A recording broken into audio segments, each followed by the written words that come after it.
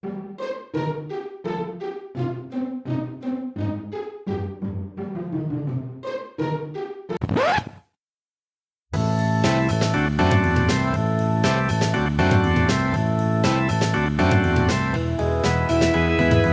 and welcome to the Swinging Christies, the podcast about Agatha Christie in the swinging 60s. I'm Dr. Mark Aldridge. I'm an Agatha Christie historian and writer. And I'm Grey Robert Brown. I'm a writer and a Christie groupie, which I should have said for the rock and roll episode, actually, but here we are in a different episode. I'm saying that instead. Well, we do follow Agatha Christie around because we've just had a week in Torquay and Exeter doing Agatha Christie things. Yes, I went to Wallingford. You visited her amazing new kind of... No, it's not a bust. I was going to say bust. It's a full statue on a bench. Yeah, and it was one of those things that you go... because it's obviously really busy. You're like, I'd quite like a photo with it, but it's really, really busy. You sort of like hang around for a little bit. And I was starting to wander off. And somebody ran after me and said, no, we need a photo of you with it. Because whatever, they needed a photo of loads of people. It's like, oh, if I must. Oh, go on then. Go on. Yeah, funnily enough, I don't know if I told you, but my friend Georgia, who lives in Wallingford, hi Georgia, if you're listening, sent me a shot yesterday of her on the bench with Agatha with a beer. And I did have to tell her that I'm afraid Agatha won't be partaking in that because famously she did not drink. But if unfortunately Georgia and I are vegan, otherwise I would have recommended that she took her some cream. But yeah. Anyway, so equality, or more accurately, inequality, class, tax. This episode is money, money, money. Hey, are you stinking rich? So it's in the title of Sandbrook, Never Had It So Good. There's this Harold Macmillan quote, Prime Minister Macmillan quote from the end of the 50s, looking forward to the next decade. And he says, most of our people have never had it so good. It's interesting because that's the bit that's always quoted, and what's not always quoted is the rest of the quote, which is him saying, is it too good to be true? Or perhaps I should say, is it too good to last? Oh, wow. And I think yes. the answer to both of those questions is yes, as we'll see, because this is very much, a two-sided kind of conversation. But I just thought it was important to establish straight off the bat that there is this sense that this is a kind of boom time. As we'll talk about in this episode, we've got production on the increase, we've got increased wealth, we've got youth with disposable income, we've got consumerism, a lot to cover off. But let's bring it back down to the dame, the reason we're both here, Dr. Mark Aldridge. I'm not calling you the dame. No, that's all right. I'll take that. Whatever they want to give me, I'll take. The great Dame Agatha Christie, not the great Dane Agatha Christie. She is not a dog. What's happening for her in regards to money at this time? The big thing that happened that's significant for the period we're looking at is that 1955, so a few years before, sees the formation of Agatha Christie Limited. Mm-hmm. And I am not going to spend the rest of this episode going over the business details and how limited companies work. But the most pertinent thing is, essentially for taxation reasons in particular, it is much more expedient to have a limited company that is taking ownership of these works than be working as a sole author. And I think that it's easy to think, well, didn't you have enough money to have to set up a limited company? We're talking well over 90% taxation at this point. And huge problems in America, getting her money from America. That took a long time, many, many years for that to resolve in the 1940s. So this was sort of the outcome of that. And she always asked, is it ethical? That is something she asked. I'm sure you quote in Poirot, or maybe your forthcoming Marple book, that's her pretty much her first response to the proposition of ACL, right? Yeah, which was really nice to read. Actually, it was kind of heartening. Yeah, it is, especially because she's quite open about saying she doesn't particularly understand it, and why would she? It's not her expertise at all. What's interesting is that Agatha Christie Limited solves many, many problems in terms of the way that tax works. It makes it much more straightforward in many ways. But of course, it also makes a few things more complicated. But also, the whole idea of what Agatha Christie saw as excessive taxation, from the way that she spoke about it, she seemed to see it as excessive for her.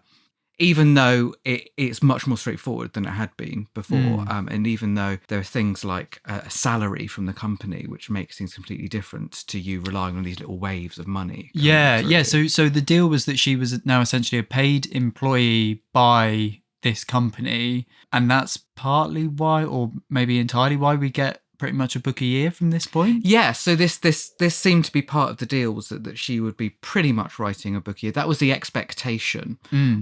Generally, that's the way that it was supposed to work. Yeah, so in 1960, we get that kind of hodgepodge collection of short stories. Adventure of the Christmas Pudding. The Adventure of the Christmas Pudding and a Selection of Entrees is a collection of early short stories, including the titular The Adventure of the Christmas Pudding, or The Theft of the Royal Ruby, and The Mystery of the Spanish Chest, both of which were rewritten for publication in 1960. Because there's not quite a full novel to... she's working on stage work and various other things at the time. Yeah. The point is, it's supposed to really simplify it, but she's still talking about tax all the way through the 60s. Yeah, she makes a few kind of sardonic and witty asides, doesn't she? Throughout her work, the one that always sticks in my mind is when Joyce, the girl in Halloween Party... Halloween Party is a Poirot mystery novel in which a girl is drowned while apple bobbing, from 1969. Joyce says to Mrs. Oliver, who, as we've mentioned on the podcast before, is kind of this Agatha cipher, and she says, "You make a lot of money from your books, don't you?" And Mrs. Oliver replies, "In a way," her thoughts flying to the Inland Revenue. Thoughts flying, I love that. Yeah. It's like, and again, I think she's being quite jovial about it, really. But yeah, it's definitely a preoccupation. This thing about Michael in Endless Night. Endless Night is a standalone psychological thriller in which young couple Michael and Ellie are menaced by unusual happenings, from 1967. Who says that, in a way, that he's lucky that he's not rich because it means he doesn't have to pay so much tax. Yeah, she does. And I remember, I think All About Agatha pulls that out as like a kind of, they say that's one of the few moments when Michael doesn't sound believable to them because it sounds very much like the author talking. I think they may be right in that, actually, because that does sound more like the perspective of an upper middle class woman than it does a working class guy. Yeah, almost like he's talking about the principle of it, because he says, any money I make goes into my pocket and nobody can take it away from me. You think, well, that's fine, but if you're making like £5 a week rather than, say, £50,000 a week, to pick crazy figures out of the air, I think most people would rather have a really high income and pay a lot of tax and still have a pretty good income than earn almost nothing. Yeah. Okay, at least I'm not paying any tax. Yeah, absolutely. And actually, Endless Night is a significant one, isn't it? And I think we're going to come back to that towards the end of the episode. And I think you've said to me before that there is this sense that Christie just was always generally kind of quite careful with money. Like I said upper middle class, or maybe middle class. She's not. I think there's a cultural perception that she's from a very, very she's from like aristocracy, and that's not true, is it? No. So lots of this comes from her childhood, where her father came from a lot of wealth but lost a lot of that money. It's a very long story, but the basics of it is that they were superficially quite comfortable, but also had to be really careful. Yeah. I always think of the time that they had to go and live in France. You got to go and live in France because as strange as this seems now, it was cheaper to let out their house in England to then go and live in France. So that instilled in her a suspicion about money, I think. But also valuing it, knowing the value of it. I think there's a lovely bit in towards the start of Laura Thompson's biography of Christie, where she talks about how as a girl she wanted to be the Lady Agatha one day. She knew the importance of being comfortable, and I think she always wanted to provide for Rosalind, for Max, for Matthew. Yeah. I think it's very difficult for us because the class system that she was born into and society that she was born into just is so distant from society as it is now. So all in all, I think one thing is irrefutable, and that's that money is definitely in the forefront of Christie's mind a lot of the time, and a lot of the time when she's writing in one way or another. Well, this also included gifting of her books various times to, and most famously, the Mousetrap play that she gifted to Matthew, her grandson. And these were all kind gestures, but it's also because if you want to give somebody some sort of financial gift, it was an expedient way to do it, to give them ownership rather than funnel the earnings through you and then give it to them, because obviously she was a very high rate taxpayer. So this all makes sense that she's thinking about money all the time. I'm always struck by the story that when when she and Max Mallowan, her second husband, went to America in 1966, she's 76. She has been certified as the best-selling author in the world, novelist in the world at this point, and they fly economy. and I just think that says so much about this valuing money in particular ways. Yeah. In terms of Agatha Christie's earnings in the 60s, one of the biggest sources of income, or most significant perhaps, is not so much her novels and her stage plays, which still do phenomenally well. Her books generally sell more each year than the previous year. But was a deal with MGM, the movie studio, that finally was signed in 1960.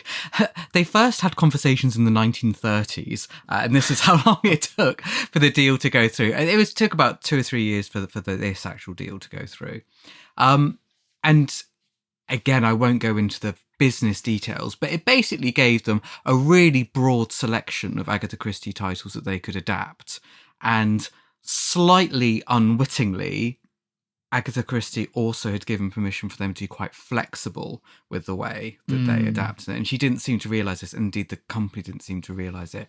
But this is one of the... Boy, would they realise it later on. Boy, will they realise it later on. But this is one of the things that, at the time, Agatha said, I held out until I was 70, but I fell in the end. You know, this idea that she was fending off the big film studios for a long time, which she was. But of course, she has to fall in the end because now it's a limited company, right? So it's not just her. You have to do things for the good of the company. And they were very respectful of her. They had proper conversations. She could have vetoed it within the company. They absolutely made that clear. Yeah. But now it's different. It's not just about her own individual income. There are other people who are relying on that company. Yeah. It's also the way the world works by this point, isn't it? I mean, I guess when she's first talking about the film deals, potential film deals in the 30s, visual media is still relatively in its infancy. Whereas by this point, it is essential that an institution like Christie is becoming has a presence on the big screen. But yeah, I remember, so you pulled out this great quote in your book, Agatha Christie on Screen. She literally says, I really feel sick and ashamed of what I did when I joined up with MGM.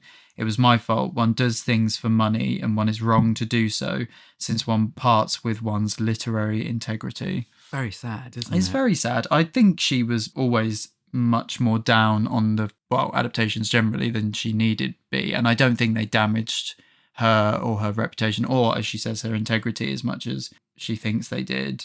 But Rosalind was pretty ghouled by the whole thing as well, right? Her daughter. Yeah, she was. And the thing is so we think of these 4 Miss Marple films that start in 1961 and run till 64. And the first one, Murder, She Said, is a film adaptation of 450 from Paddington from 1961. Agatha Christie was fairly sort of cool about it. Like she didn't love it. She actually thought that the cinematography wasn't great, and she thought that it was paced not very well. And she said that Margaret Rutherford gave quite a good performance, but obviously wasn't like Miss Marple. And so, but she seemed fairly relaxed about it, a bit disappointed. By the time we get to the last of the 4 films, Murder Ahoy is an original Miss Marple film starring Margaret Rutherford from 1964. They are inventing new stories. Miss Marple is now a granddaughter or something of a big admiral or something. Anyway, an excuse is given for her to be dressed up and like an admiral. Yes. On a navy ship that's for all sorts of hijinks ensue. I believe the phrase you're grasping for is only Agatha Christie can mix murder with mirth with such hilarious abandon. Oh gosh, I mean, it's just not true. It's a fundamental misunderstanding of what she's doing, and yet it's also weirdly kind of accurate, but not in a way that they mean it to be. In that I keep saying that she's funny. She is funny, but not in this kind of broad, bawdy, end of the pier way. Yeah, exactly. That's it. There isn't a great deal of wit in these films, and there's a lot of like physical comedy, and she's really upset by this point. So when she gets a script for Murder Ahoy, she calls it a farrago of nonsense and sort of sends it back. And there's all sorts of disputes about it because basically they're ready to film it and they've sent it to her to say, as a courtesy, really, to say this is what our next one is. And this is the one where it's not based on No. there's not even a passing reference really to any kind of source material. Although I did notice, I think I said to you when I was rereading at Bertram's Hotel. At Bertram's Hotel is a Miss Marple novel set in a London hotel, which is not quite what it seems, from 1965, which would have been written around the time, maybe shortly after she'd seen the script for Murder Ahoy, and we know that, although we know she didn't see it, right? She didn't go and see the film, but she read the script. And there is passing reference in a roundabout way to Marple's great uncle Thomas, the retired admiral.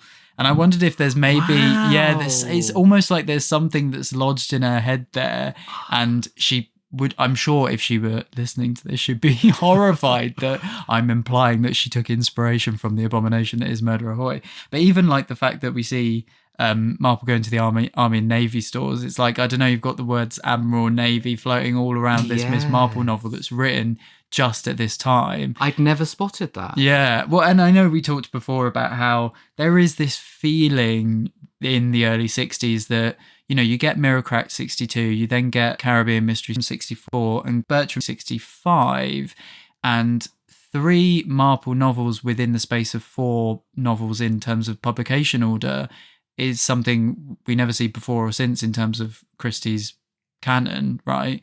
And it is almost as if she's trying to steer the ship again, not to use another naval metaphor, but to try and kind of reassert some authority over Marple. And of course she does she insist on this caption at the front of the Marple novels? Yeah, so there's 2 things. That first of all, in Murder Ahoy, after a lot of back and forth, Agatha and Rosalind draft a little caption to go up at the beginning of that film to say that this Miss Marple is based on the screenwriter's interpretation of Miss Marple.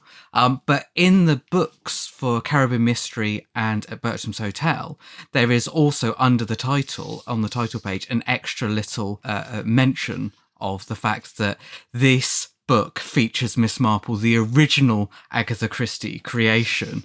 But it's funny that you just said that Murder Ahoy is an abomination, but also you enjoyed the MGM movies. I was just about to say I've thrown out a lot of scathing words there, such as End of the Pier and all the rest of it. But I do think they're fun films. I don't think many people would disagree with that. They might disagree with the veracity, but I think it's undeniable that they become less faithful to the source material as they go on, and therefore, I don't know, sometimes you just sit there kind of thinking, you know, there's so much in the source material that would have been a more preferable choice.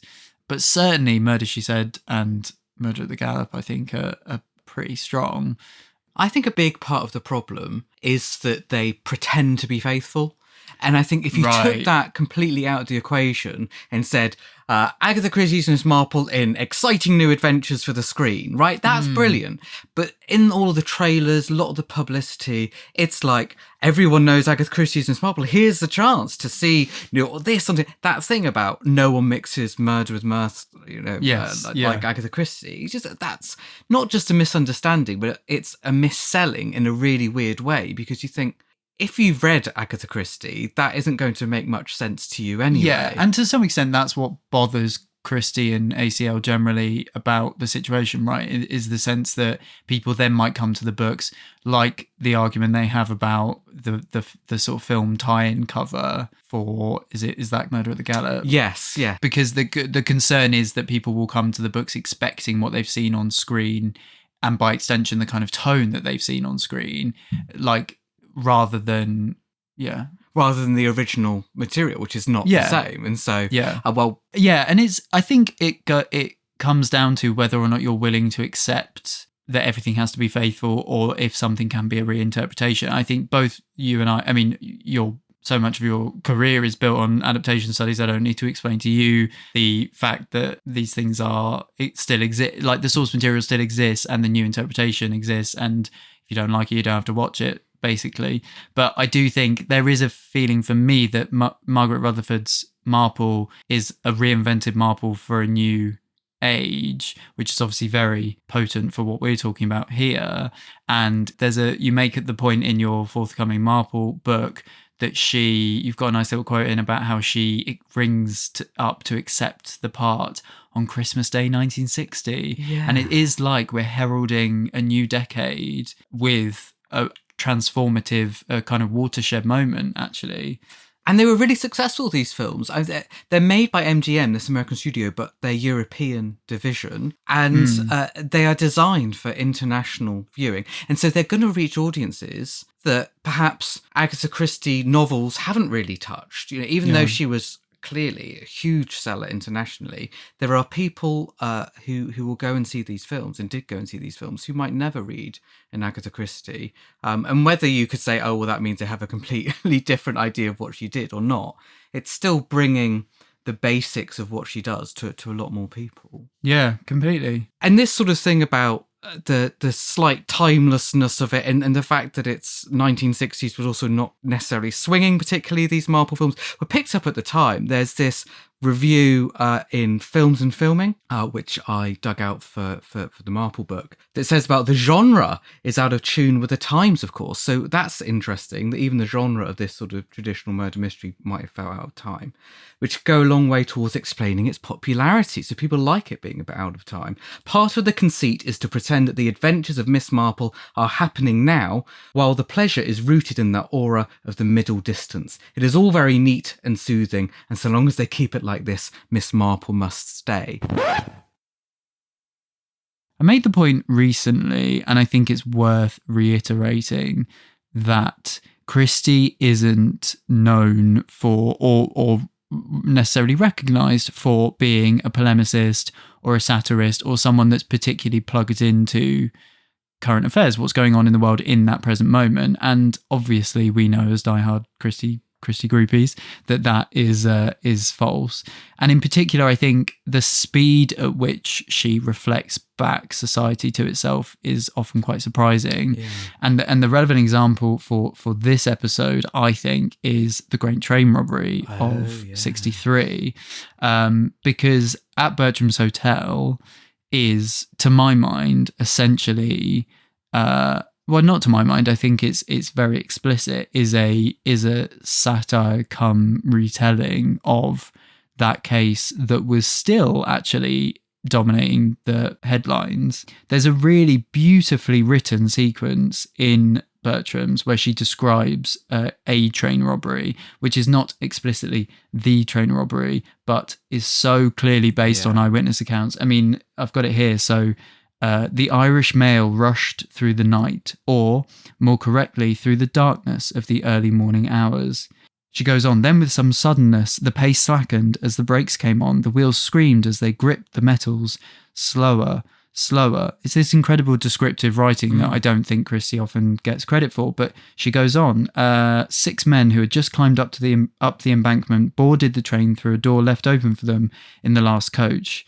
6 passengers from different coaches met them. She talks about their balaclava helmets and their coches in hand. I mean, it's so clearly closely based on what's just happened. And she even finds a way, after kind of taking the reader on that journey back into the news headlines, she then finds a way to pull it back to the plot of the story she's telling, which is as the getaway car goes off, it makes this almighty screech.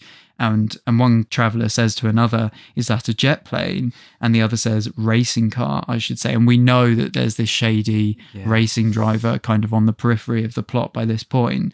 So it's so clearly inspired by...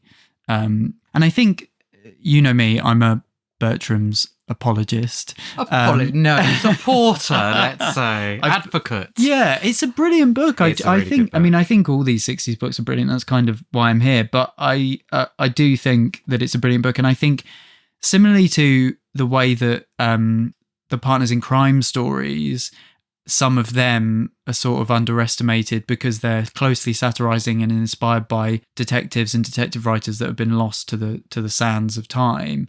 Similarly, although we still talk to some extent about the grain train robbery, I don't think we know the ins and outs popularly. Really romanticized really quickly. Actually, this idea of it being some great big movie style adventure, even though we know that there are actually real human costs to this.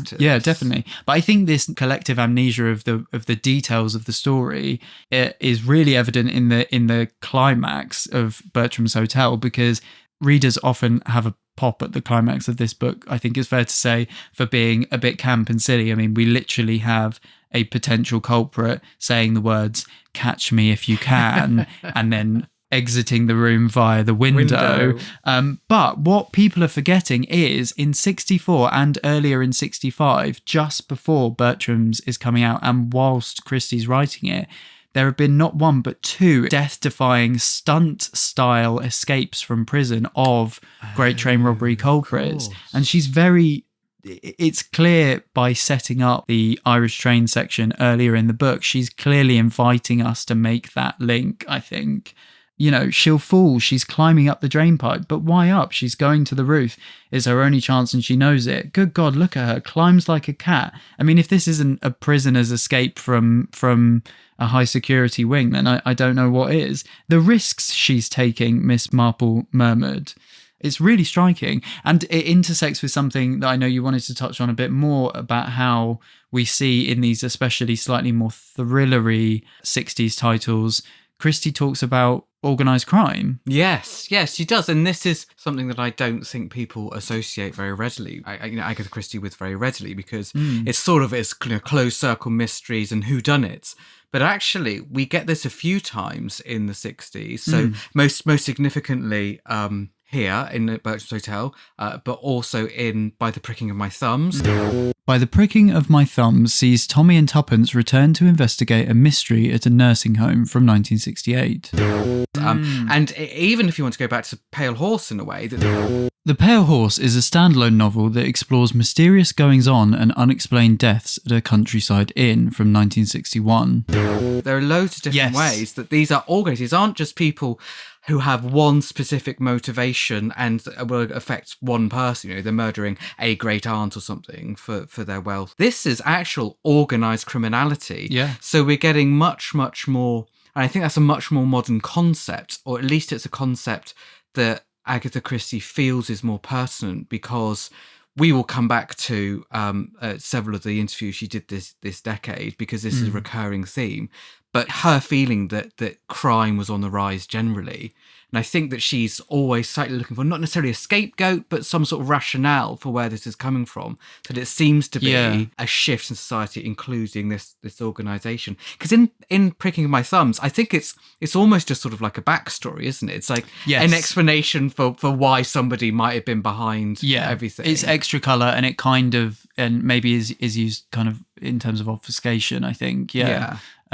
Or to explain a red herring. And it's a quick shortcut, isn't it? You know immediately what you mean. It's talking criminal gangs and stuff. Then the reader knows. I mean, arguably, definitely. I think what's interesting and why this is particularly pertinent this episode is because when we talk about organised crime and sort of crime rings and mafiosa style things, 90% of the time we're talking the motivation is money.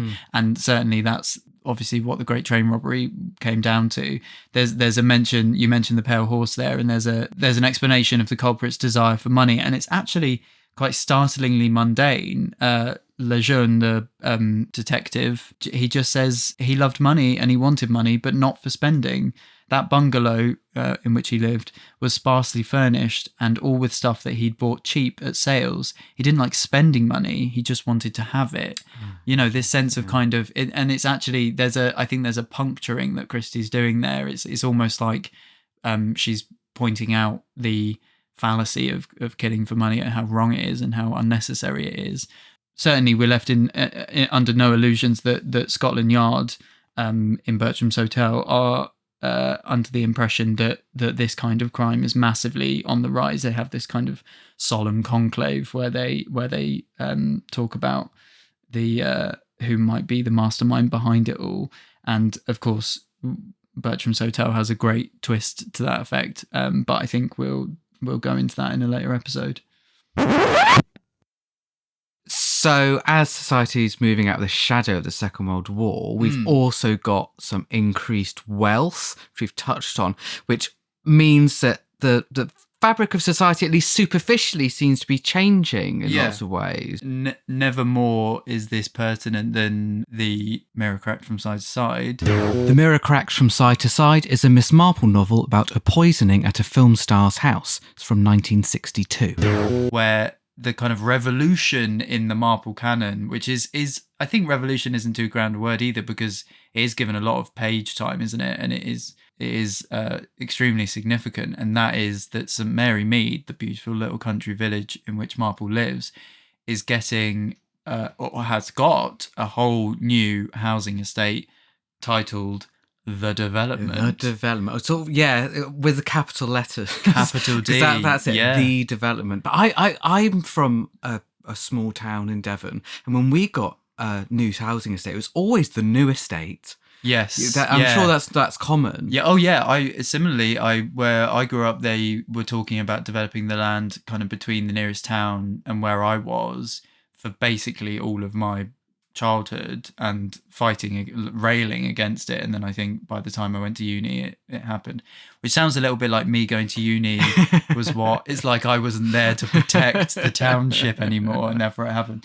But it's fascinating, isn't it? Because we've come to know St Mary Mead. We've seen several books and stories set there by this point across Christie's works, and here the face of it has completely changed, and it's an incredibly descriptive, quite lengthy opening, isn't it? Yeah, it's interesting because you might think that Miss Marple would be dismissive of the changing face, I guess, of St Mary Mead, but she's actually quite receptive to it. That doesn't mean that she embraces it. She doesn't seem to think that it is inherently something she's excited or thrilled about, but she says quite simply along the lines of, well, people have to live somewhere and these houses are well made, and what are you going to do? Yeah. And she also points out that the type of people living in these houses are actually the same sort of people that you encounter anywhere. They're not these big, scary, different people who've been, dropped into the edge of St Mary Mead. Yeah, completely. It's interesting, isn't it? Because she even explicitly talks about using the knowledge that she can garner from being exposed to more walks of life for basically her, quote unquote superpower, which is to be able to understand human nature and therefore solve mysteries by meeting lots of different people, by understanding people and what makes them tick. She makes that point quite clearly in Mirror Cracked, and again in Caribbean Mystery, I think.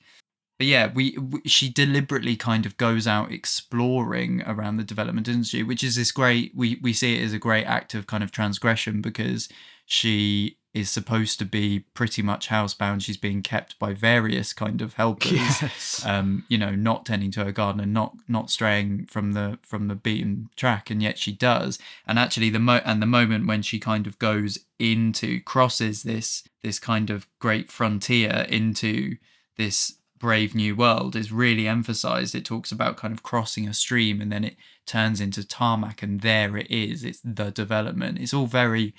It's very literary. It's very sophisticatedly written, I think, and it's very striking. And we do meet people from the development, including Cherry, who's now helping Miss Marple in her house.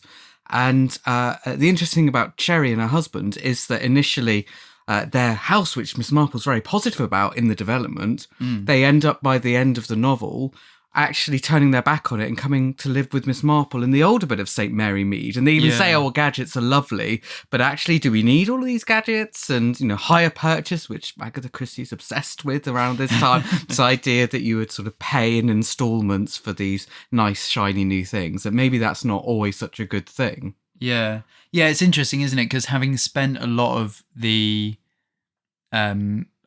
book kind of being quite fair to the development and the people that live there, it's interesting that characters explicitly choose the old world, i.e. living above Miss Marple's garage or whatever it is above the stables, instead of their shiny new house. But she is careful to say, oh no, we do like the gadgets, but we can have the gadgets anywhere, as you said. So it is like, we'll bring a touch of modernity with us, but maybe there's stuff about the kind of old way of doing things that still holds firm and holds good, which is a plea for nuance, a rejection of a bit of a binary there in some way, I think.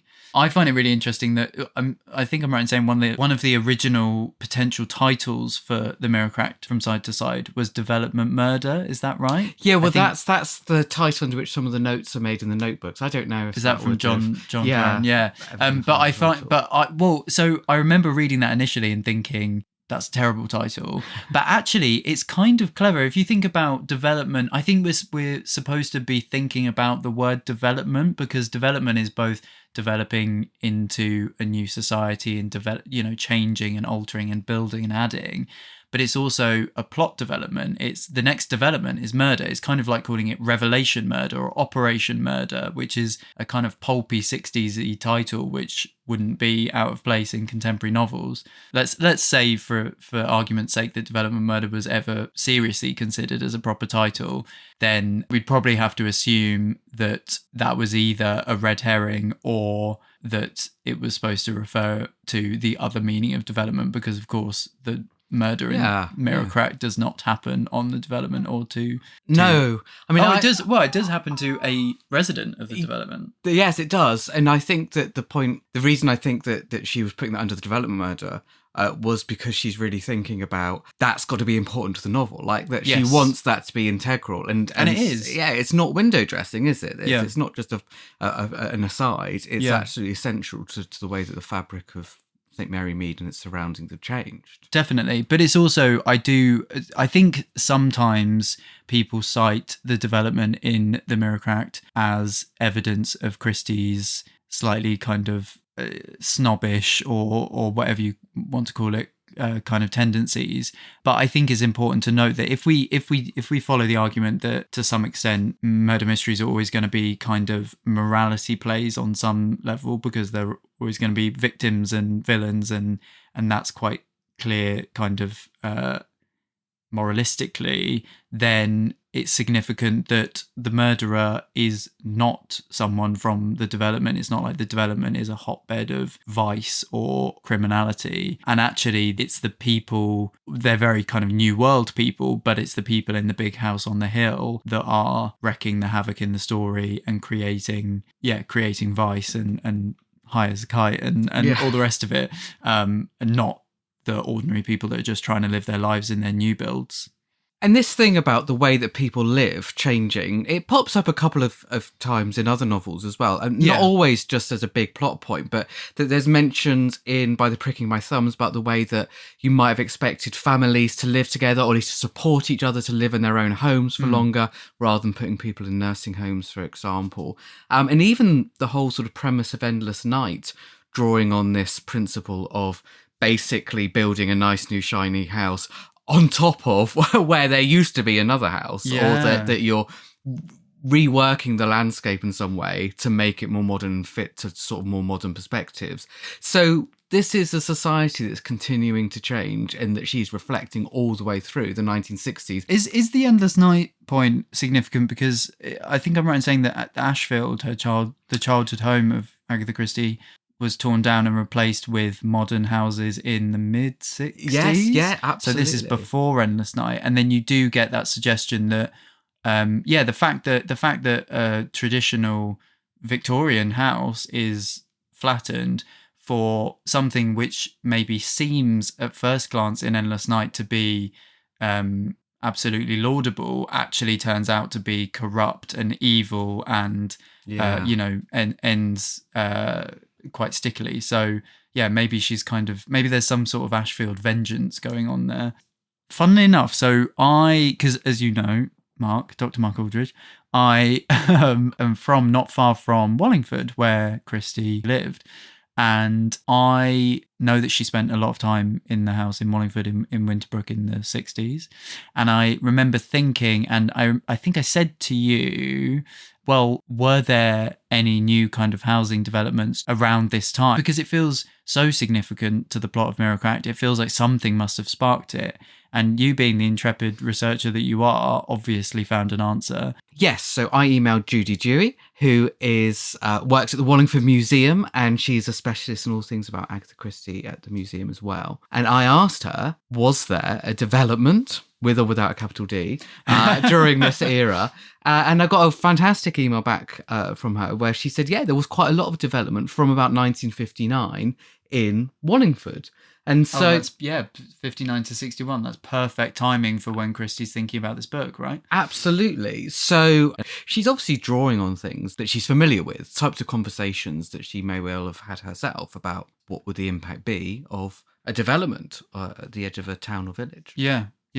And this isn't an idea that Christie leaves alone either. Like any writer, she has these preoccupations and they recur. One of the fascinating things about being a fan of all her work, as both of us are, is that you can kind of track these things through the various novels, can't you? And it recurs specifically in By the Pricking of My Thumbs. She talks again about these kind of developments. I think in this instance, it's on the edge of Sutton Chancellor, which we're told used to be a very one-horse place.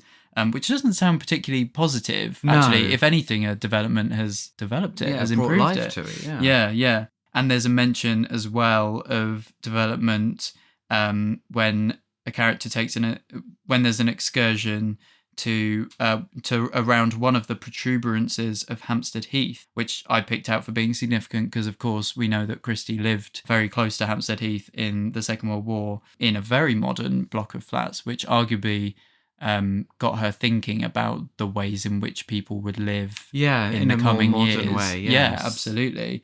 And speaking of blocks of flats, obviously we've done a lot of talking already about Third Girl, but that is so integral to the whole plot, isn't it? Third Girl is a Poirot novel set in swinging London about a young woman who thinks she may have committed a murder from 1966. The fact that they are in this particular setup, which is unique to the time. Funnily enough, Ariadne Oliver likens Borodine Mansions, which is the block that the girls live in that book, to looking a bit like Wormwood Scrubs prison. And you might be forgiven for thinking that that's just Ariadneing, being very her. But funnily enough, in Sandbrook, he talks about how with the rise of this type of building, this type of house in the 50s and 60s, these high-rise blocks that are kind of fashioned out of prefabricated panels rather than brick by brick. And there was then a sense towards the end of the 60s, there was research done that showed that people felt like they were living in kind of prisons of the sky, and actually not all the residents were too keen on them. So again, Christie's tapping into very much the feelings of people at the time there.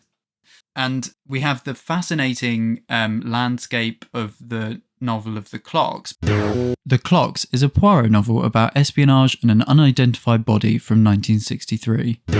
Because we have this crescent of Edwardian, I think, houses, and then opposite that we have a modern block, and the novel spends a lot of time in this crescent, but then there's an excursion to the block. Is that right? Yeah, that's right. And we've got this very clear juxtaposition, because we're told that it's Wilbraham Crescent, I think, that modernisation has not touched it, that these older houses, Agatha Christie had a particular obsession with bathrooms, about where the bathrooms have been put in or changed or updated or whatever. So this, we are to believe, is pretty much untouched. But this modern block of flats is overlooking them, right? And that it's something that is imposing over the perhaps more traditional architecture. But what really struck me when I was reading The Clocks was not so much about the architecture of it, but the way that meant people lived. And so when one character goes into this block of flats, he is surprised to learn that there is no porter on duty. Oh, yes. Because that's such an old-fashioned idea of what, Poirot's serviced block of flats. So of course have a porter, and you probably have a kitchen, but this is not that. This is modern, self-sufficient, boxed-off living. Yeah, the thing that struck me about the description of the flats in The Clocks is... So we're with Colin Lamb's perspective, aren't we? Who's sort of the detective for this book.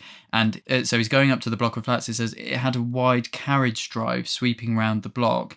And two things occurred to me. One is that sounds a lot like the Isocon building from what I, having visited recently, that's kind of very much the way that's set where up. she lived. Which is where she lived, yeah, in near Hampstead Heath.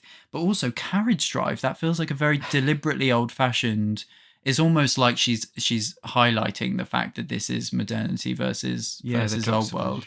And also it's interesting, you made the point, and you're absolutely right about the kind of imposition that this block has on this present. But also there's this kind of background sense, I think, of then what you get with a high-rise block is the potential to be overlooked. And isn't there a section in the flats where we're given crucial evidence, the observation of a laundry van? Yes. So it's from a girl who's been watching things that are going on. Yes. So and if she was just in the house opposite the road, she might not have been able to see that. But from her vantage point, so again, the block of flats is relevant. The fact that it's a block is relevant to the plot, the mechanics of the plot. And I think it's also significant that is almost a one-way system. Like if you're watching your neighbours and you're living in a terraced street, say, you're probably going to be noticed, like you're just behind the window. But if you're above, you're looking down, then that is a real sort of change in the way that you can interact with each other, because you are observing rather than what we're saying is Christie basically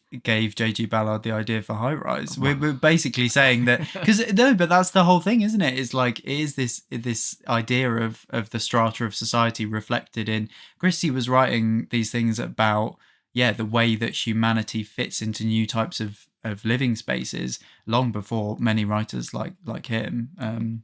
Give her the credit. Also in The Rats, which is one of the one-act plays from Rule of Three, which is supposed to be claustrophobic and obviously is for the stage, and it's set in a studio flat, which she is not positive about. You picked out something good about that. Yeah, it's Alex says, it's odd, isn't it? But this whole flat looks rather cruel to me, so hard and cold. These four walls that hold you in and just the minimum of necessities to live in it. What a horrible place to be shut up in if you couldn't get out. And of course they can't. They're locked in, aren't they? Yes. Yeah. The whole the last line is we're rats in a trap. Yeah. It's and that really adds to the tension of it. And again, it's something that is kind of, for me, it's kind of a like a perversion, like a modern perversion of a locked room mystery. It's like she's taking the trappings of the classic golden age and dragging them kicking and screaming into the 60s. Yes.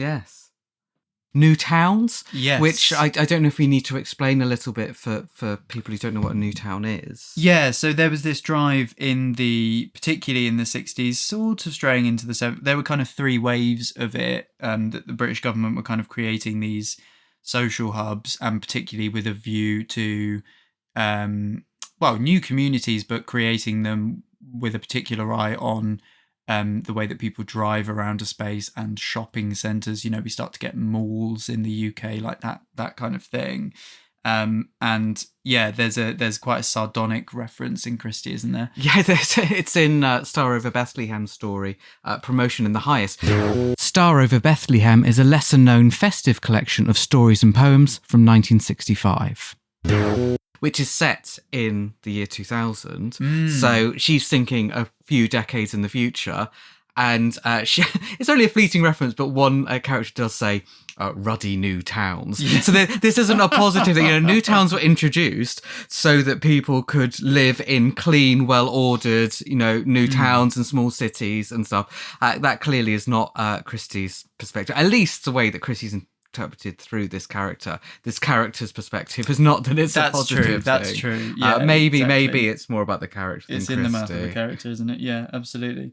And schools is another interesting one, I think, because we've got Harold Wilson, who's Prime Minister for a large chunk of this decade. He is kind of both a very popular figure, but he is specifically characterised in the popular imagining as a kind of man of the people to some extent.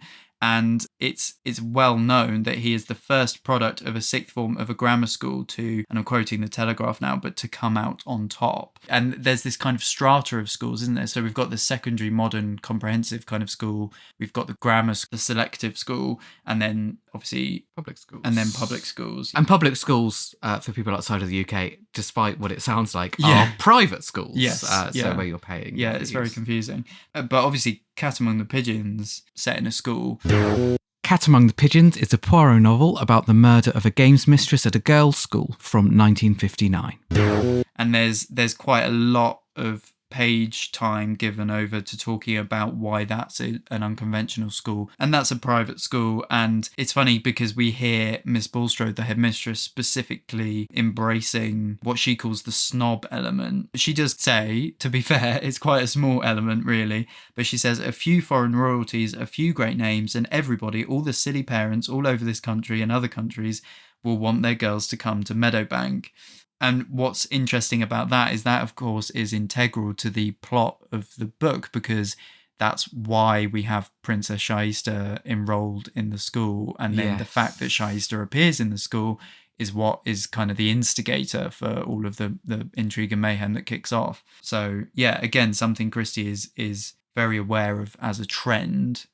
But it's not just where people live that is significant, is it? Because obviously it's where people are schooled, and partly where people work, but also where people shop. This is an important thing. Like it's a really significant part in the way that society has changed. It's spending money in different ways, and we see this really significantly in several books. That consumerism, the idea that people have more money, so therefore they're looking for ways to spend that money, whether it's to enjoy themselves or to make their lives easier. This is a really recurring theme, isn't it? Yeah, definitely. And the aforementioned development gets a supermarket. We get told about the sorts of things that they stock and how the pre-existing shop fronts in St Mary Mead have modern signs, and there's a real sense of the winds of change. Yeah, Miss Hartnell tells us it's full of packets of things one's never even heard of. And I noticed in my reread that it's teed up in Mirror Cracked that Marple and women of her generation, like Miss Hartnell, believe in a strong breakfast of bacon and eggs. And when she goes to Bertram's hotel, one of the things that she's particularly bowled over by is the provision of a proper breakfast of bacon and eggs. None of this kind of modern claptrap cereal that's all boxed up and presented to you in a glittery kind of metal basket in a soulless supermarket. Which is funny because it's one of those things that I don't think of as a particularly modern thing, but I guess is, because it just feels like it's like so embedded in the way people live. As breakfast cereal doesn't feel like an innovation. Yeah, you had some cereal earlier. Yeah, I had some cereal. You're so earlier. modern, Mark. Exactly. I'm struck again. I mentioned in a previous episode when we were talking about marriage about this trend of books set in the American suburbs in the 60s, and writers like Richard Yates and John Cheever are credited with talking really insightfully about the way that exactly what we're talking about right now, the way that people live in small communities and the consumerism and the modernity around that. And that's exactly what Christie is doing here with these comments, particularly in Mirror Cracked. But also, so this really fascinated me. So I'm taking this from Modern British Playwriting, edited by Steve Nicholson. So at the start of each of these books, the editor gives us a list of the things that people bought in the decade. Hard toilet rolls, wooden tennis racks, footballs with laces, roller skates, pink shrimps, raspberry chews, jamboree bags, chocolate cigarettes. I'm trying to pick out the good ones. Stacking chairs, plastic chairs, inflatable chairs, paper furniture, LPs, mono records, stereo record, bell-bottom trousers, beads, joysticks, kimonos. This is relevant because what do we get right at the start of The Pale Horse? It's amazing. When I read this, I immediately thought of this contextual research I'd done. Pale Horse opens, the espresso machine behind my shoulder hissed like an angry snake. The noise it made had a sinister, not to say devilish, suggestion about it. Perhaps, I reflected, most of our contemporary noises carry that implication. The intimidating, angry scream of jet planes as they flash across the sky, the slow, menacing rumble of a tube train approaching through its tunnel, the heavy road transport that shakes the very foundations of your house. Even the minor domestic noises of today, beneficial in action though they may be, yet carry a kind of alert. The dishwashers, the refrigerators, the pressure cookers, the whining vacuum cleaners. I mean, apart from being beautiful writing, it is a roll call of modern labour-saving consumerist trappings, and it's so, as we've seen in that playwriting book, it's so dead on in terms of what that era was all about for people. And Christie's very aware that one of the things that people are spending their money on at this time, one of the things we're going out and buying in our droves, are these kind of labour-saving devices. Arguably, even this espresso machine we see at the start of The Pale Horse is one of those devices. I'm sure I counted at least 2, maybe 3 times that Cherry Baker is vacuuming in The Mirror Crap from Side to Side. And yeah, there is this sense of the intersection, I think, of capitalism and the home, and it's a link that Christie, maybe unknowingly, maybe not, is making. Well, it's also interesting that whilst there are all these opportunities to buy different things in different places, Agatha Christie herself was saying, I don't particularly want to be a part of this. Please don't put my books next to the groceries. Oh, yeah. That's something that she really didn't want to see. We're even told in A Caribbean Mystery that Mr. Raphael, who's a crucial character, made his money he owns a chain of supermarkets. Also, Third Girl, again, we've got, we're told about the humble place that is Long Basing, and we're told that what had lately been the local grocers had now blossomed into calling itself a supermarket. And I wanted to pull out that example as well, because blossomed is not a negative term. If anything, that's the flowering, that's the improving of something. And it's just, again, a cautionary warning for us all, I think, yet again, to not just assume that Christie is being negative and curmudgeonly about things, because that certainly doesn't sound it to me. We see quite a few things about this way that people are spending money, that there are now so many more options. And that includes things like in the clocks, there is a mention of a travelling salesman, which is absolutely not new to the 1960s, don't get me wrong, but it's this idea that there are so many more opportunities to say, our product, the competition to get money from people because there's more money around. Yeah. There are these little hints from time to time about that there are ways that people are perhaps being encouraged to spend their money on new things, and that perhaps aren't necessarily always strictly necessary. What you get with that as well is, because it's the victim who's a travelling insurance salesman, and therefore there's an anonymity in his character. So again, there's this sense that kind of harnessing this modern trend to use within the mystery plot to create more mystery, actually. In Never Had It So Good, he talks about this new class that's being forged in the white heat of popular culture, and it is like a whole new generation of young people with disposable income. Yeah, this Chelsea set, these people who are living lives that we hadn't really seen before, that clearly Christie's got her eye on and has a sense of that these people exist. Yeah, because we see them in The Pale Horse, we see them in Third Girl. Yeah. There's a sense that they've got more money to burn. There's a sense that with increasing wealth, as you said earlier, there are more ways that they can spend their money. And actually, I pulled out a section in The Pale Horse. There's Thomasina Tuckerton, who is, what a name. I know, and the name is apt, isn't it? Because she's a wealthy, Chelsea socialite, and her stepmother has it in for her in quite a big way, and not a miserly pittance, but lots of money, big money that enabled you to do everything you had ever wanted, and all going to this degenerate, ill-mannered girl slouching about in coffee bars of Chelsea in her jeans and her sloppy jumpers with her undesirable degenerate friends. Why should a girl like that, a girl who was no good and would never be any good, have all that beautiful money? Jeans and sloppy jumpers. What's wrong with jeans and a sloppy jumper? Well, how expensive were those jeans and sloppy jumpers? That's what I want to know. Of course, historically, one important part of Agatha Christie novels has often been things like servants, so that we're seeing different strata of society. We're not going to dwell on servants now because we're going to come back to it in another episode later. Yeah. But I did just want to pick up on this idea about seeing people of different class in close proximity to each other, which class is still really, really present in these 1960s stories.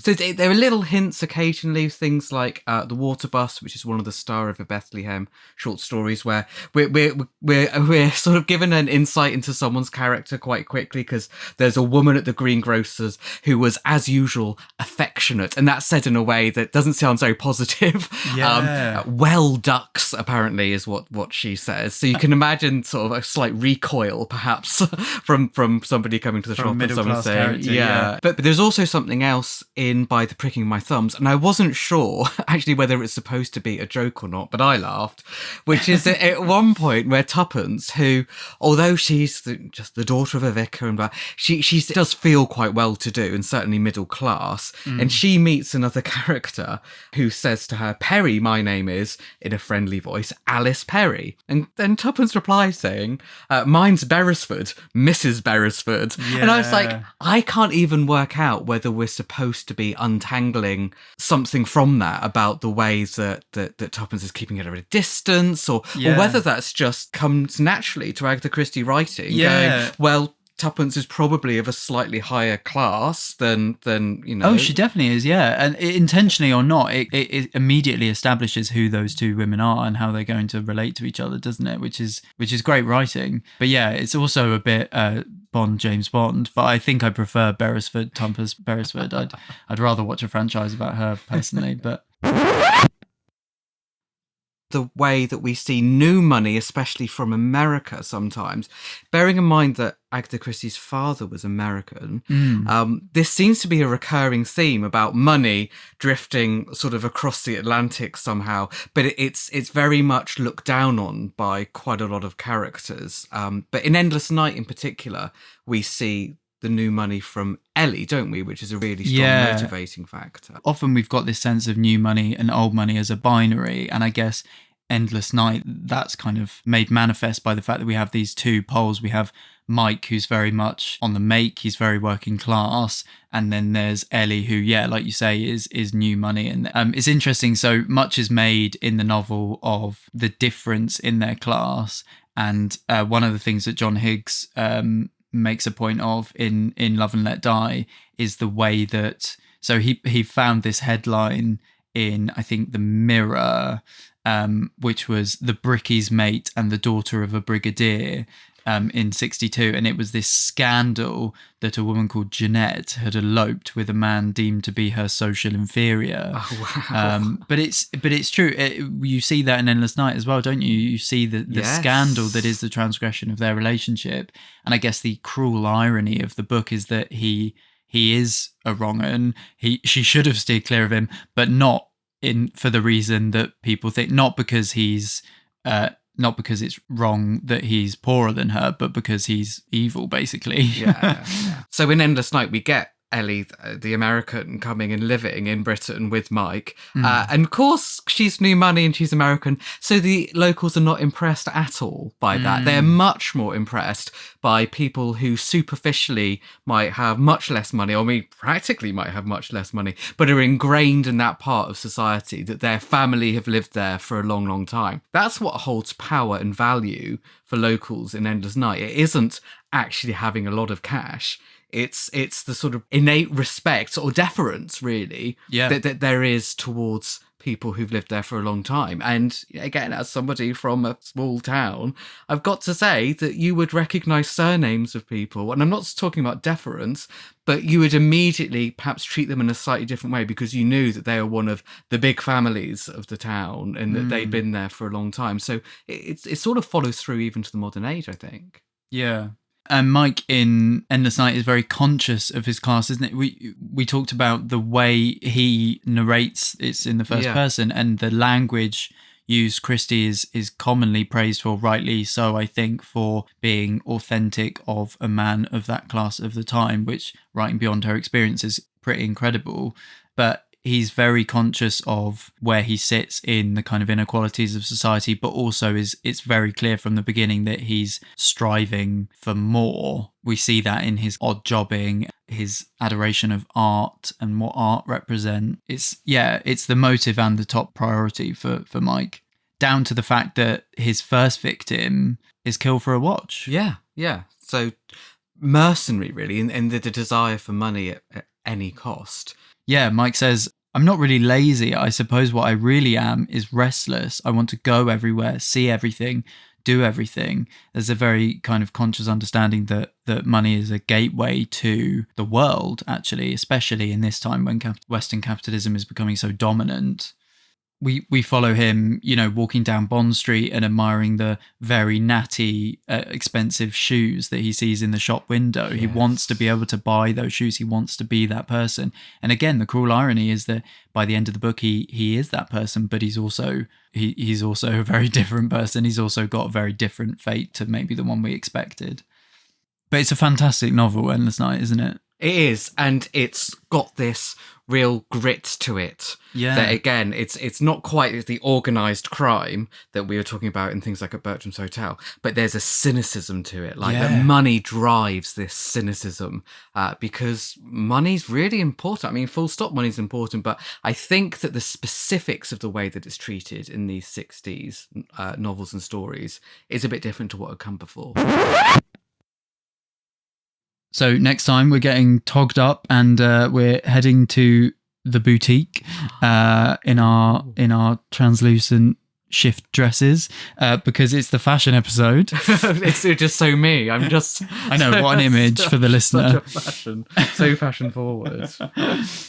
But do get in touch. We'd love to hear from you, especially if you've got any feedback, if there's anything that you think we might have missed or that you'd like to unpack a bit more. You can get hold of us across social media, including X and Insta, at Christie_time. And on X, you can find our personal accounts. So Gray's at classic_Graham and I'm at Dr. Mark Aldridge. You can also email us at theswingingchristies@gmail.com. Yes, and we've got links to your books on the various sites as well. Yes, do check them out. So there's Agatha Christie on screen, there's Agatha Christie's Poirot, the greatest detective in the world, and your forthcoming Agatha Christie's Marple, Expert on Wickedness, which is coming in June. Yes. Amazing. Very exciting. So, yes, thanks. In the meantime, bye-bye. Bye. Thanks for listening. Do tuck a tip into my waistband. The Swinging Christies is a Christie Time project by Dr. Mark Aldridge and Gray Robert Brown. This episode was recorded on the 5th of November 2023.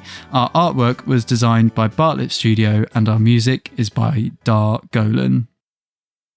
Not very nice. The flats that Ashby is also about. I can't say that. They might be listening. They might be listening. I say that all the time. I always say that in talks, and every time I think, I wonder if there's someone here from Don't it. say that in talks. Anyway, that's not for now. Maybe for a coda. Depends on what controversial you want to be with the coders, really.